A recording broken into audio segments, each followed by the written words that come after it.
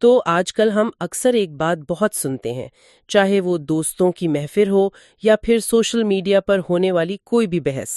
جی بالکل، ہر جگہ ایک ہی طرح کے جملے سننے کو ملتے ہیں۔ ہاں، وہ ایک جملہ جو بہت تواتر کے ساتھ دہرایا جاتا ہے کہ مذہب تو بس ایک انسان کا بالکل نجی اور ذاتی معاملہ ہے، صحیح، یعنی اس کا معاشرے یا ریاست سے آخر کیا لینا دینا۔ بالکل، اور یہ ایک ایسی بات بن چکی ہے جسے آج کے دور میں، میرا مطلب ہے، تقریباً ایک مسلم حقیقت کے طور پر بغیر سوچے سمجھے تسلیم کر لیا جاتا ہے۔ ایسا ہی ہے، میں بھی یہی سوچ رہی تھی، لیکن کیا واقعی ایسا ہے؟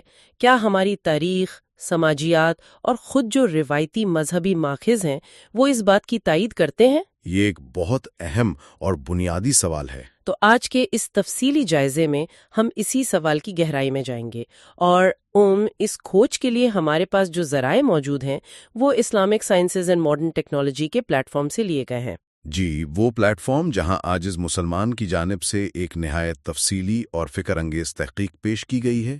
بالکل، اور اس تحقیق کا جو بنیادی مقصد ہے وہ یہ ہے کہ قرآن، حدیث اور جدید سائنس کی روشنی میں انسانی نفس، دماغ اور ہمارے انفرادی اور اجتماعی اخلاقی مسائل کو سمجھا جائے۔ یعنی یہ کوئی عام روایتی سی گفتگو نہیں ہونے والی۔ بالکل نہیں، یہ ان نظریات کا ایک بہت گہرا مطالعہ ہے جو ہمارے جدید معاشرے کی بنیادوں کو شکل دے رہے ہیں۔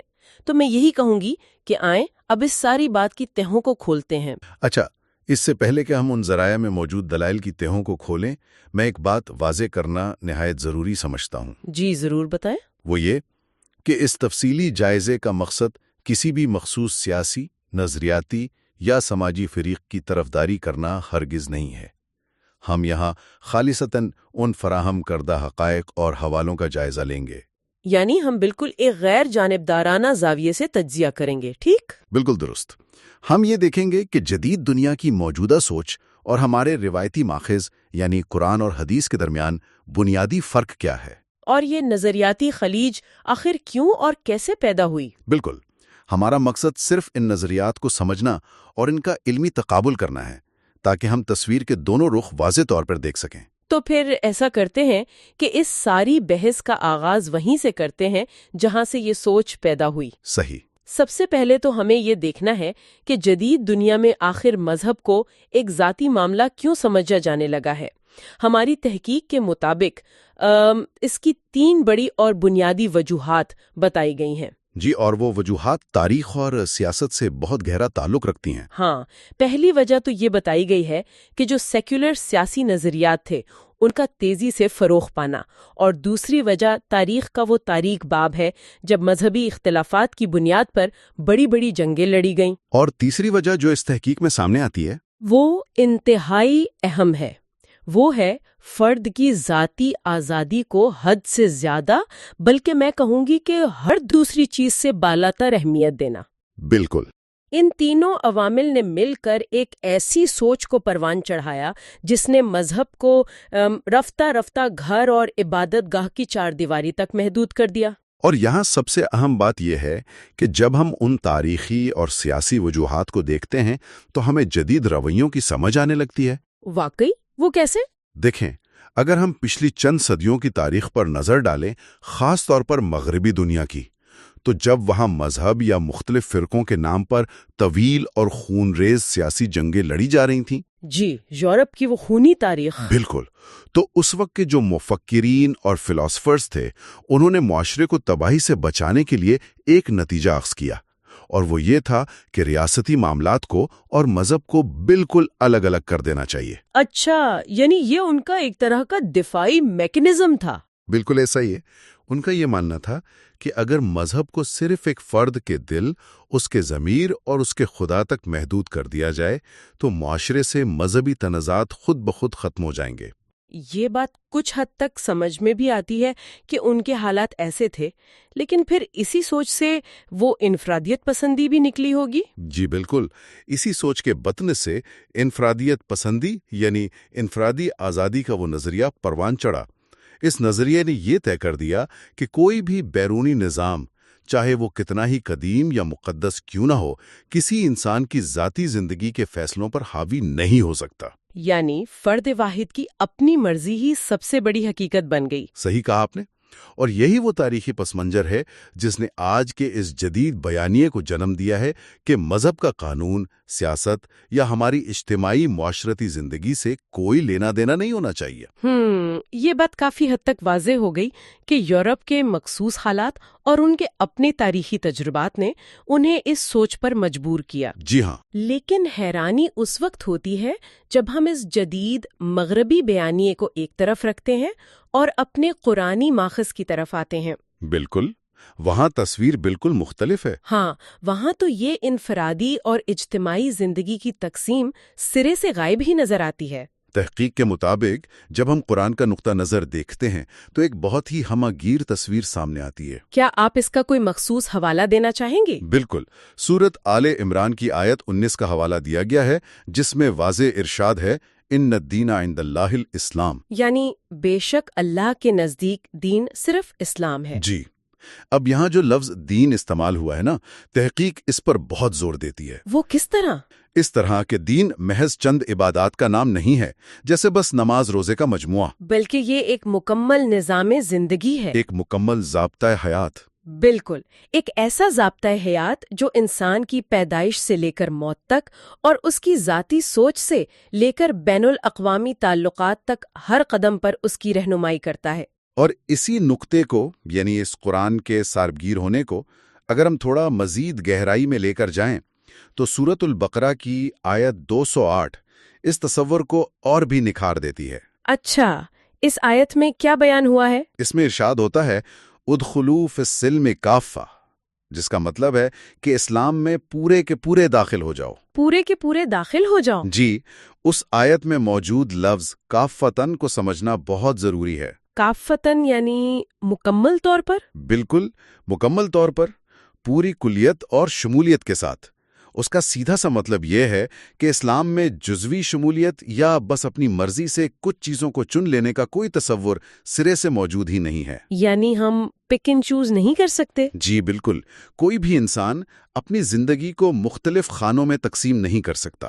مطلب کہ کوئی شخص ایسا نہیں کر سکتا کہ اپنی نجی زندگی اور عبادات کی حد تک تو اسلام کو مان لے، مسجد کا نمازی بھی ہو، لیکن جب بات اس کے کاروبار کی آئے، مارکیٹ میں لین دین کی آئے، ہاں، یا سیاست، عدالت اور قانون سازی کی آئے، تو وہاں وہ کسی اور معاشی یا سیاسی نظام کے اصولوں پر چلنا شروع کر دے۔ بالکل ایسا ہی ہے۔ یہ آیت تو اس رویے کی بالکل جڑی کاٹ دیتی ہے، کیونکہ یہ واضح کر رہی ہے کہ دین زندگی کے تمام پہلوؤں کا احاطہ کرتا ہے۔ اسے ذاتی اور سماجی حصوں میں کاٹ کر نہیں دیکھا جا سکتا۔ جی، اور یہی وجہ ہے کہ دین کا مطالبہ انسان کی پوری ہستی ہے۔ دیکھیں، جب ہم کہتے ہیں کہ مذہب ایک پرائیویٹ معاملہ ہے تو ہم دراصل زندگی کو دو حصوں میں بانٹ رہے ہوتے ہیں، ایک وہ حصہ جو خدا کا ہے اور ایک وہ جو دنیا کا ہے۔ بالکل، لیکن قرآن اس سنویت یا جسے ہم ڈوئلزم کہتے ہیں اس کو یکسر مسترد کرتا ہے۔ صحیح۔ وہ بتاتا ہے کہ انسان کا اٹھنا، بیٹھنا، سونا، جاگنا، کمانا، خرچ کرنا، سب کچھ ایک ہی اصول کے تابع ہونا چاہیے۔ یعنی یہ اس بات کی نفی کرتا ہے کہ انسان مسجد یا عبادت گاہ میں تو بہت متقی اور پرہیزگار بنا رہے، لیکن دکان پر ماپ تول میں ڈنڈی مار رہا ہو یا دفتر میں بیٹھ کر رشوت لے رہا ہو۔ دین اسے ہر جگہ ایک ہی ضابطے کا پابند کرتا ہے۔ ایک بہت ہی شاندار، ٹھوس اور عملی مثال موجود ہے۔ آپ نبی کریم صلی اللہ علیہ وسلم کی زندگی کی بات کر رہی ہیں؟ جی ہاں، بالکل۔ جب ہم رسول اللہ صلی اللہ علیہ وسلم کی زندگی کا مطالعہ کرتے ہیں تو ہمیں معلوم ہوتا ہے کہ ان کی زندگی صرف غار حرا کی تنہائیوں یا مسجد نبوی کی عبادات تک ہی محدود نہیں تھی، بے شک، بلکہ اس میں معاشرتی اصلاح کا ایک بہت ہی فعال نظام موجود تھا۔ اس میں معاشرے کے جو پسے ہوئے طبقات تھے، ان کے حقوق، عدل و انصاف کا قیام، اور اقتصادی معاملات کے اصول۔ ہاں، اور لوگوں کی اخلاقی تربیت، یہ سب شامل تھا۔ اور مزے کی بات یہ ہے کہ یہ سب کچھ اس دین ہی کا تو حصہ تھا جسے آج کے دور میں صرف ایک نجی معاملہ کہہ کر سائڈ پر کر دیا جاتا ہے۔ اور اسی لیے اسی عملی پہلو کی وجہ سے ریاست مدینہ کو ایک جامع اور مکمل ماڈل کے طور پر پیش کیا جاتا ہے۔ بالکل۔ ریاست مدینہ اس بات کا ایک حتمی، تاریخی اور عملی ثبوت ہے کہ دین نہ صرف انفرادی سطح پر انسان کی روحانی اور نفسیاتی رہنمائی کرتا ہے، بلکہ وہ اجتماعی اور ریاستی سطح پر بھی ایک بہترین اور متوازن فریم ورک مہیا کرتا ہے۔ واقعی؟ دیکھیں نا، جب مدینہ کی ریاست قائم ہوئی تو وہاں صرف یہ نہیں ہو رہا تھا کہ نمازوں کے اوقات مقرر کیے جا رہے ہوں، بلکہ بازار کے اصول بھی طے کیے جا رہے تھے۔ بالکل، یہ طے کیا جا رہا تھا کہ ذخیرہ اندوزی نہیں ہوگی، سود کی سختی سے ممانعت ہوگی، بین الاقوامی سطح کے معاہدے بھی ہو رہے تھے۔ اور سماجی انصاف کو ہر قیمت پر یقینی بنایا جا رہا تھا۔ یہ اس بات کی واضح ترین دلیل ہے کہ اسلام میں مذہب صرف چار دیواری کے اندر قید نہیں رہ سکتا۔ وہ تو معاشرے کے ہر چوک، ہر عدالت اور ہر بازار میں اپنا بھرپور کردار ادا کرتا ہے۔ بالکل صحیح کہا آپ نے۔ اب اسی سماجی کردار اور جو ہماری اجتماعی ذمہ داری ہے، اس کو مزید گہرائی سے سمجھنے کے لیے ہماری تحقیق میں ایک حدیث کا حوالہ بھی دیا گیا ہے۔ جی، وہ صحیح بخاری اور مسلم کی ایک انتہائی جامع حدیث ہے۔ ہاں، جس نے انفرادی اور سماجی زندگی کے فرق کو بالکل ختم کر کے رکھ دیا ہے۔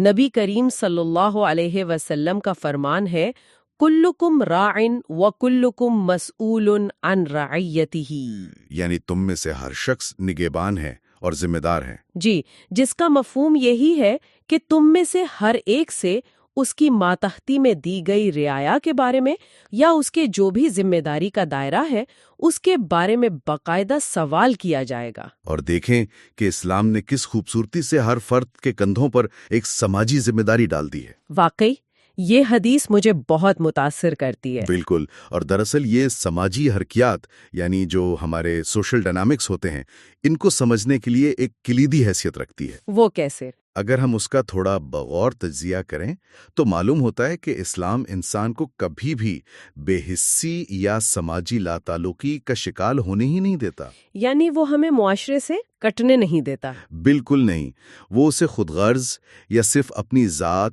اپنے ذاتی مفادات تک محدود نہیں رہنے دیتا، بلکہ اسے معاشرے کا ایک انتہائی فعال، باشعور اور جواب دہ حصہ بناتا ہے۔ بالکل، جب کسی کو یہ احساس دلایا جاتا ہے کہ وہ رائی ہے، یعنی ایک چرواہا ہے، ایک نگران اور ذمہ دار فرد ہے، تو وہ اپنے ارد گرد کے حالات سے، محلے کے غریبوں سے یا لوگوں کے دکھ درد سے آنکھیں نہیں چرا سکتا۔ معاشرے میں ہونے والی ناانصافیوں پر چپ نہیں رہ سکتا۔ وہ یہ کہہ کر بری ذمہ نہیں ہو سکتا کہ بھئی یہ میرا مسئلہ نہیں ہے۔ بالکل، اور یہی تصور مذہب کو ایک انتہائی ذاتی اور پوشیدہ دائرے سے نکال کر ایک ٹھوس سماجی حقیقت بنا دیتا ہے، جہاں ہر شخص معاشرے کی تعمیر اور بہتری کا برابر کا حصہ دار ہے۔ بالکل ایسا ہی ہے۔ اب یہاں آ کے میرے ذہن کے دریچے مزید کھوتر ہیں، کیونکہ جب ہم اس پوری مذہبی اور تاریخی بحث کو